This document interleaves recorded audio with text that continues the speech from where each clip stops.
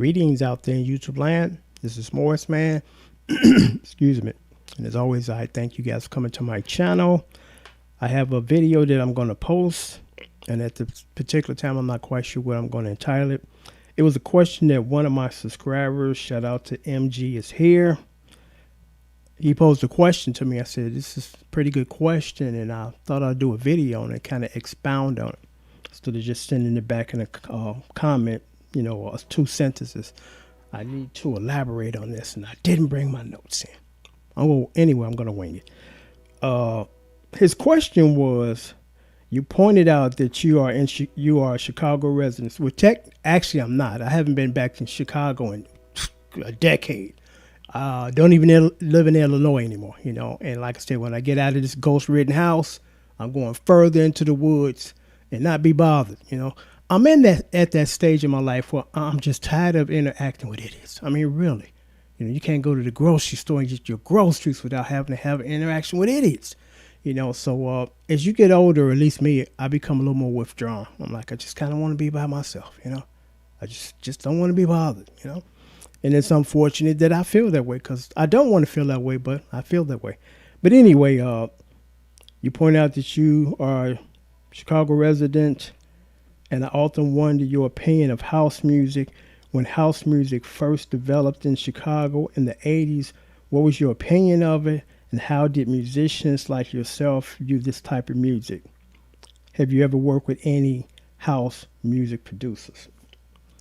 Okay, how am I going to address this? Because there's some things I want to say initially, and then I don't, because I'm like, I don't want people to get the wrong impression as far as I dislike it, because I really don't.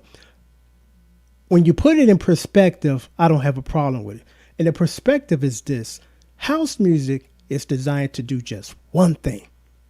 It's not to write lyrics that are profound. It's not to put together a bunch of unique chord progressions and arrangements, because no one's going to sit and listen to a house song and say, man, those strings were beautiful when that guitar part came in. No one's going to have that conversation, because house music is designed, again, to do one thing and one thing only, and it does it well. It's to make you dance. That's it. End of story. That's it. You know, that's it. It's not about showing your musical chops. None of that. So in that perspective, I'm cool with it. It's like, okay, it has a one purpose, serves one purpose, and it does that well. Now, when you try to look at it from another angle, because when I first started to hear, you know, house music, it was like just 6 minutes of that. I'm like, what? You got to give me more than this, because after less than a minute, I'm going to be bored. You know, I need to hear chord changes. I need to hear the drums and, you know, the accents and things of that nature. But it was electronic music. And that's when sequencing first kind of came in, because I remember when sequencing came in, nobody embraced it. You know, it serves its purpose, and you could do a lot with sequencing, but also you can't do a lot, you know, because, you know, it's basically you sequence a bass line and all the other parts. And when it comes back around to the verse, say for instance, you write a sequence for your verse, then your chorus or whatever, it's just the same thing. There's really no variation. You know, you can put variations in, but technically it's just boom, boom. It is stiff as a board, because, you know, one of my keyboard players back in the day, you know, he had a big problem with that, because I'm like, I'm a guitar player, so I ain't got to worry about that. He's like, he remember when the theme for the Woody Woodpecker had a bounce to it, a swing, da da da da da da da da da da da da da da. When they sequenced it, da da da da da da da da da, it was all choppy and stiff as a board, and nothing replaced you playing. You know, it just doesn't. I mean, I do stuff sometimes. I do sequence, or I used to, you know, but I'm working on a project. I'm like, I'm not sequencing shit. I'm going to play everything. And when I fuck up, I'll do it all over, you know. And I like the outcome of what I've done recently. It sounds different something different from what I would normally do. So I'm like, I'm going back to my roots. Screw all this other shit.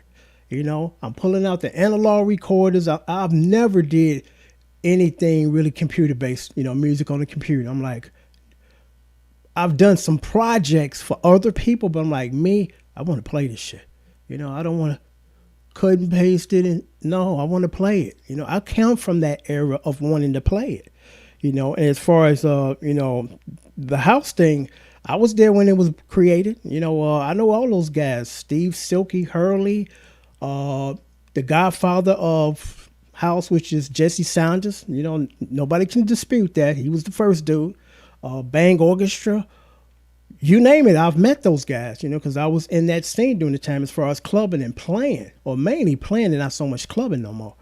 And what's interesting is when house music came in and kind of the DJ thing really kicked into high gear, it kind of killed the band thing. Because I never forget it. I used to work at a store on King Drive, and I would work nights. So on my way to work, I would drive down 79th and King Drive.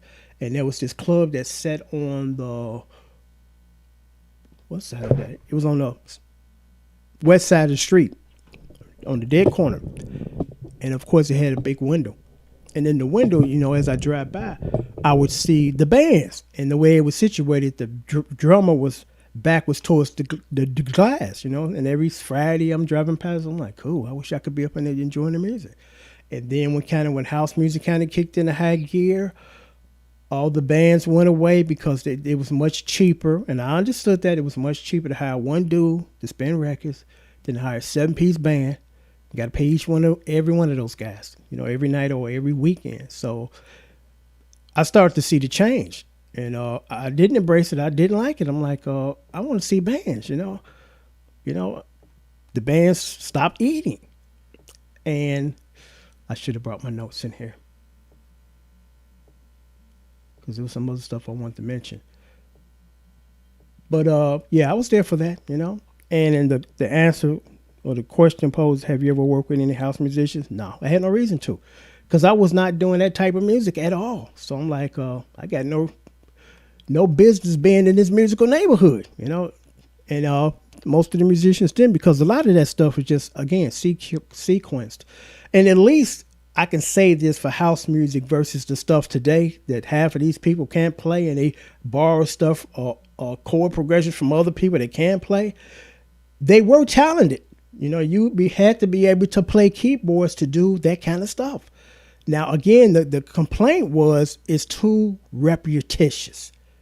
But it was just designed to make you dance. But I'm like, disco made you dance, and disco had a lot of movement, But, to each his own. I don't knock really no music other than music that is offensive. I got a problem with that kind of music. But house music was cool. It was a different kind of vibe going to a club that just mainly was a house club, because back in the day in Chicago was a place called the Power Plant. I went 2 times, and I was like, nah, this ain't my style. Just wasn't my style. And what was interesting was it didn't serve liquor. So it would stay up until like 5 in the morning, 6 in the morning, sometimes 8 in the morning. You go in the dark and you come out, it's broad daylight. It wasn't a good experience for me, because I'm like, this is just not my cup of tea, I like a mixture of stuff. I don't want 4 hours of repetitious music, 5 minutes of just one groove. Boof, boof, boof, boof, boof, boof, boof. There were some songs that kind of did a mosh between the R&B structure and house music. And there was this one song, I forgot the name of the artist, but I was quite a big fan of that song. It was called Hungry for Your Love. I'm like, finally, there's a house track that has some structure to it. Instead of just 2 chords going back and forth for 6 straight minutes, So that's kind of my take on it. I didn't knock it. It just really wasn't my cup of tea. It was the younger people thing. Just like, as you get older, music continues, and the stuff that you hear on the radio is geared towards younger people. So it's like it's just the evolution. It just keeps moving. And for the most part, as you get older, the progression you don't really care for, because it's diminishing. I'm like, I would like to turn on the radio, which I haven't done in years. I don't even personally have a radio in my house. My wife has one for her office, but I don't have one. Since I got the computer, I'm like, I don't need it, but I don't have one because there's nothing on the radio other than talk radio that I listen to in my car. Because, again, I'm not knocking today's music. It's for the young folks. It's geared towards the young folks. It's to cater towards the young folks.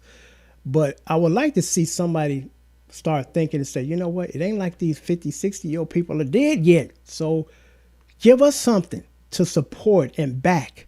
You know, we got our old groups like Frankie Valli and Maze and Earth, Wind and Fire that still tour. And when they come to town, you know, we go see them. But it's like, give us somebody new that is catering to us that's perhaps our age. You know, because of course, me and my daughter don't have the same musical taste. She's not going to listen to what I like, and I'm not going to listen to what she like.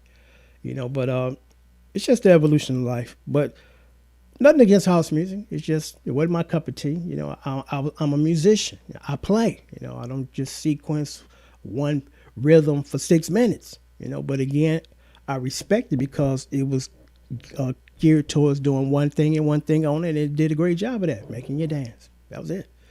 So until next time, take care and thanks for watching. Let me see if I forgot anything. I should have brought that paper in here, but I guess I'm done.